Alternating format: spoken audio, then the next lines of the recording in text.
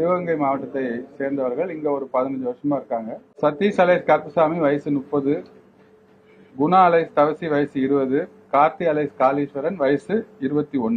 அவங்களோட work place ஆன அவங்க வீடு இருக்கிற ஏரியாவான இருகூர்ல வந்து மது அருந்திவிட்டு அங்க மது பாட்டில் வாங்கிட்டு இந்த சம்பவ இடத்துக்கு வந்து சம்பவ இடத்துல வந்து இந்த நம்ம கம்ப்ளைண்ட் இருக்கும்போது அந்த இடத்துக்கு வந்து அவங்கள மிரட்டி அந்த முதல்ல கல்லால கண்ணாடியை உடைச்சு அதுக்கப்புறம் அருவாள் போன்ற ஆயுதத்தால அந்த கம்ப்ளைண்ட்டை வந்து தாக்கியிருக்காங்க.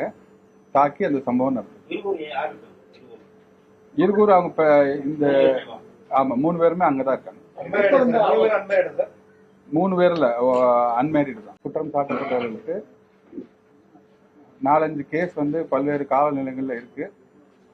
கிணத்துக்கடவுல ஒரு மர்டர் கேஸ் இருக்கு, கேஜி சாவடியில ஒரு ஹர்ட் கேஸ் இருக்கு, துடியலூர் பிளமையில சிம்பிள் தெஃப்ட் கேஸ் இருக்கு, கடைசியா சத்தியமங்கலத்துல ஒரு தெஃப்ட் கேஸ்ல ரிமாண்ட் ஆயிட்டு ஒரு 30 டேஸா வந்து வெளியே இருக்காங்க.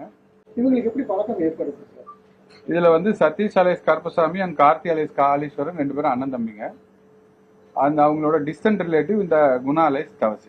ஆண் நண்பர் அந்த பெண்ணுக்கு எந்த மாதிரியான பழக்கம் சார்? எப்படி பழக்கம்? இல்ல அது வந்து இன்வெஸ்டிகேஷன்ல இருக்கு. அது இப்போ டெவலப் என்னங்க பெயில இருந்தாங்க. அந்த சதீஷ் அலைஸ் கருப்புசாமி, கார்த்தி அலைஸ் காளீஸ்வரன் பெயில இருந்தாங்க.